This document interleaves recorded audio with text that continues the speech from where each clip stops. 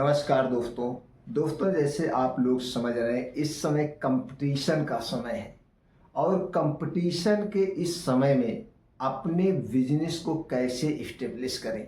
आप देखते होंगे छोटा सा चौराहा हो या छोटा सा मोहल्ला हो, वहाँ पे 4-6 दुकानें एक बिजनेस की मिल जाएगी। आप देखेंगे दोस्तों वहाँ पे कम से कम 6-7 किराना की, मेडिकल की, सब चीज़ों की दुकानें हो जाती हैं। तो दोस्तों इस कंपटीशन के युग में, कंपटीशन के समय में हम अपने बिजनेस को कैसे अट्रैक्टिव करें, हम अपने बिजनेस को कैसे चलाएं, कौन सा फार्मूला अपनाएं कि हमारा बिजनेस फेल नहीं होगा। आज के वीडियो में दोस्तों हम यही जानकारी शेयर करने वाले हैं।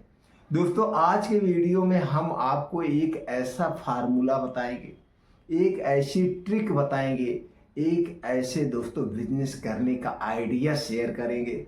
अगर आप इस बिजनेस से, इस तरीके से, इस आइडिया को लगा के आप अपने बिजनेस को करेंगे दोस्तों, तो उस कंपटीशन के युग में भी आप अपनी तरफ ग्राहकों को अट्रैक्टिव कर सकते हैं। तो दोस्तों इसलिए वीडियो को बिना स्किप किए हुए अंत तक देखिएगा। देखने के बाद आप इस फार्मूले से अपने बिजनेस करना शुरू कर दीजिए, चाहे जिस क्षेत्र में हो।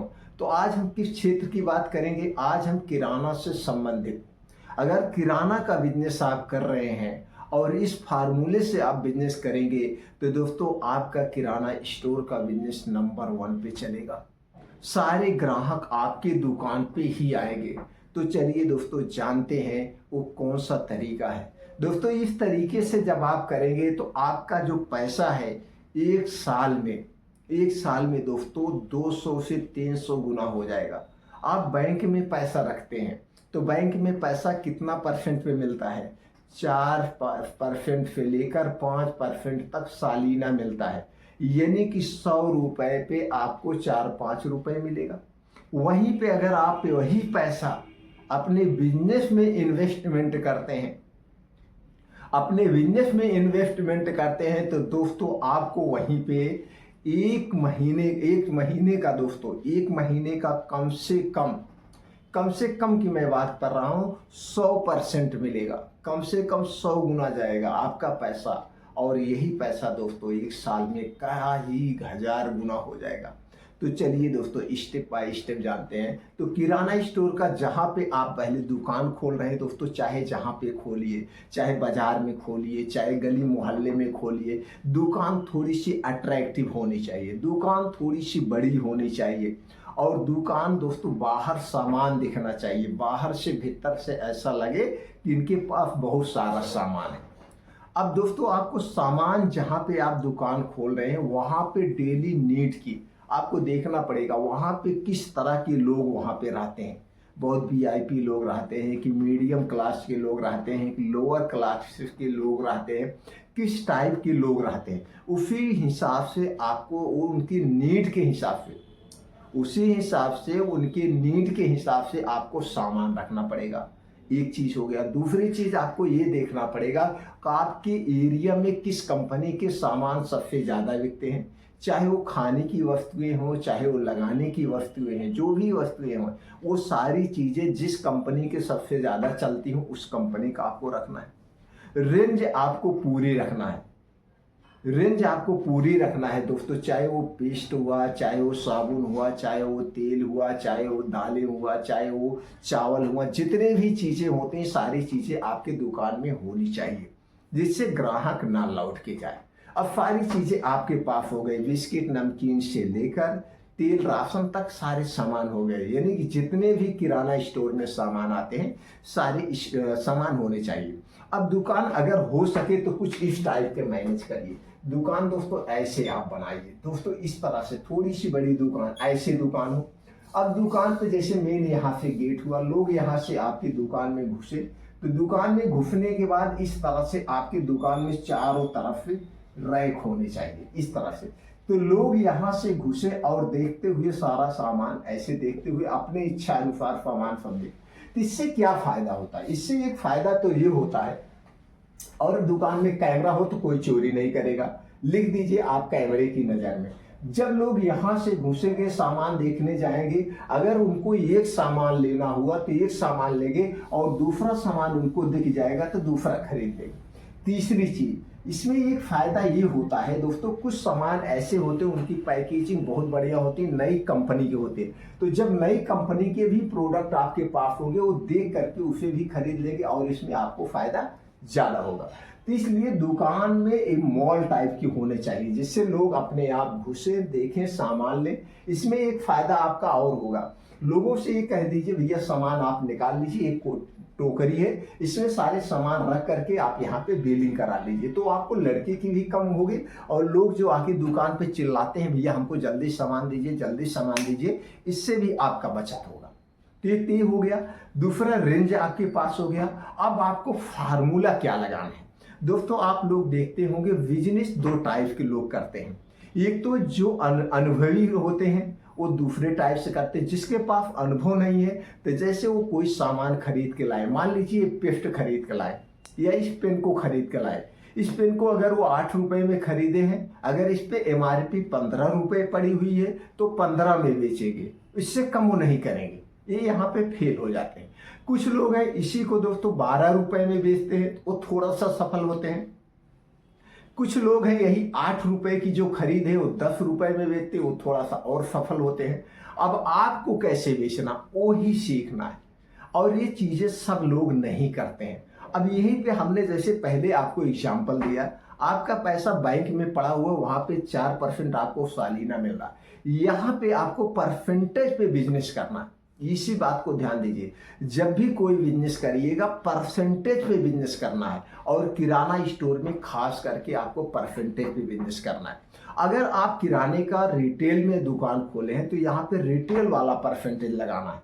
अगर किराने का आपका थोक में दुकान है, थोक का काम कर रहे हैं, तो आपको थोक वाला परसेंटेज लगाना है। अगर आप थोक का कर रहे हैं तो कितने परसेंट पे आप बिजनेस करेंगे? थोक वालों के लिए दोस्तों आपको करना है 2 से 5% पे बिजनेस, 2% से 5% के बीच पे रखेंगे। इस पे सामान के ऊपर डिपेंड करता है। अगर आप रिटेल में कर रहे हैं तो 5% से लेकर के 10% पे आप बिजनेस करेंगे, 5 से 10% पे, 5 से 10%। अब हम इसको आपको डिटेल में समझा देते हैं। आप समझ गए, ये फुटकर का हो गया, ये दोस्तों फुटकर का हो गया, और ये थोक रेट हो गया। थोक रेट में अगर थोक रेट की बात करें तो एक छोटा सा एग्जाम्पल पहले लेते हैं तेल का। मान लीजिए मस्टर्ड ऑयल यानी सरसों का तेल आपको 100 रुपए में मिल रहा है, आपको 100 रुपए में कंपनी से खरीद मिल रहा है। इसे आप 2 से 5% पे करेंगे, यहाँ पे आप इसे 2% पे बिजनेस करते हैं। इसे 1 से 2 रुपए में कितने में बेचेंगे? 102 रुपए में। 1 से 2 रुपए में आप दुकानदार को देंगे, आप दुकानदार को देंगे। अगर इसको 2% पे, यहीं पे कुछ और आइटम होते हैं जैसे कुछ और बिस्किट या कुछ और ऐसे मसाले वगैरह, मसाले को 5% पे, जो आपका मसाला 100 रुपए में पड़ेगा उसे 5% पे लेंगे, तो ये हो जाएगा 105 रुपए किलो। इसी हिसाब से जो भी सामान है, ड्राई फ्रूट हो गया, ड्राई फ्रूट को थोक में 10% पे दीजिए, यानी कि डिपेंड करता सामान के ऊपर। तो ये दाल तेल जो हो गया, चाहे वो रिफाइंड तेल हो गया, चाहे वो सरसों का तेल हो गया, चाहे वो चीनी हो गया, ये कुछ आइटम है इन्हें 2% पे। दाल चावल ड्राई फ्रूट्स और मसाले को 5% पे, ये थोक का रेट हो गया। अब 2% डेली पे आप जब बिजनेस करेंगे, मान लीजिए थोक में आपका सामान एक दिन में 1 लाख का सेल हो रहा है, तो 2000 रुपए आपका पर डे हो गया, 2000 रुपए का पर डे हो गया। अब 2% डेली का आप बिजनेस कर रहे हैं दोस्तों, ध्यान दीजिएगा, 2% डेली का बिजनेस कर रहे हैं, आपका माल डेली अप डाउन हो रहा है और बैंक में आपको साल का मिलता है। तो 2% पे अगर आप बिजनेस कर रहे हैं तो 2 3 6 यानी 60% महीना का। अगर साल की बात करें तो 720 गुना आपका पैसा अप डाउन होगा, 720 बार आपका पैसा अप डाउन होगा। 720% पे आप बिजनेस कर रहे हैं। अगर यही थोक में 5% पे जो कर रहे हैं तो 5% तो दोस्तों आपका 150% हो गया, 150% एक महीने का हो गया।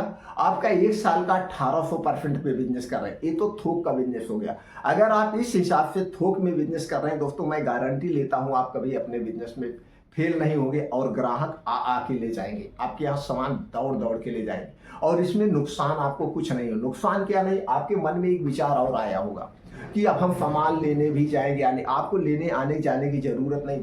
सिर्फ 1 साल तक आप धैर्य बना करके धैर्य बनाकर बिजनेस करिए। उसके बाद हर एक कंपनी के सेल्समैन मार्केट में टहलते रहते हैं, वो आपकी दुकान पे आएंगे, आपसे ऑर्डर ले जाएंगे, माल भी आपको घर पे दे के जाएंगे, आपको किराया भाड़ा नहीं देना है। उसके बाद 1 महीने की साइड ही देते हैं, यानी कि 1 महीने बाद आप उन्हें पैसा दीजिए जब आपकी दुकान चलने लगे। सिर्फ आपको धैर्य बना। ये तो हो गया थोक का। यहीं पे जो आप फुटकर में बेचेंगे 5 से 10%, 5% मान लीजिए जो तेल आपको 100 रुपए में मिला है उसे 5% में बेचेंगे, 105 में दीजिए। दोस्तों कोई नहीं 105 में देगा।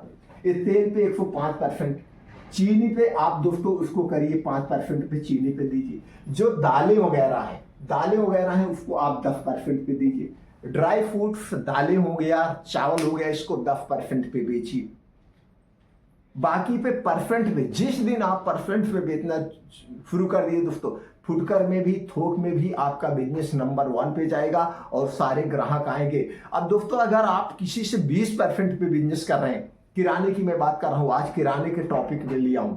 अगर आप 20% पे बिजनेस कर रहे हैं दोस्तों, आपके पास 10 ग्राहक आ रहे हैं, तो आपको 20% के 10 ग्राहक के हिसाब से कितना का माल लीजिए, आपने 10,000 का माल बेचा तो आपको 20% के हिसाब से 200 रुपए ही तो मिला, 2,000 रुपए मिला।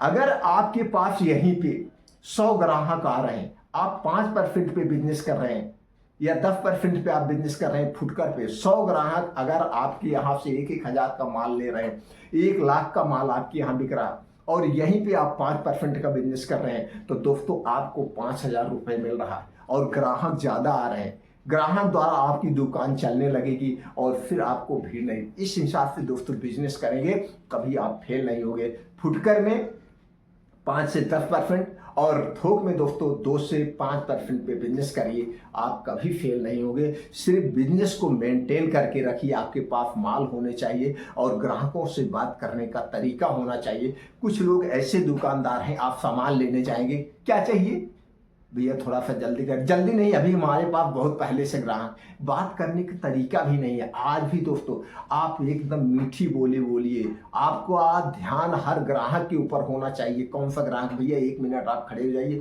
भाई साहब का निकाल दें, बहुत पहले से भाई साहब खड़े हुए हैं, इनको देने के बाद मैं आपको दे रहा हूं, तब तक आप अंदर आके देखिए आपके लाइक कौन कौन सा सामान है, या एक कटोरी आप टोकरी ले लीजिए, इस टोकरी में आप अपने सामान एकत्रित कर लीजिए, मैं तुरंत आपका बिलिंग कर देता हूं। ऐसे बात करने का तरीका होना चाहिए, आप कभी फेल नहीं होंगे दोस्तों। ये है बिजनेस करने का न्यू फार्मूला।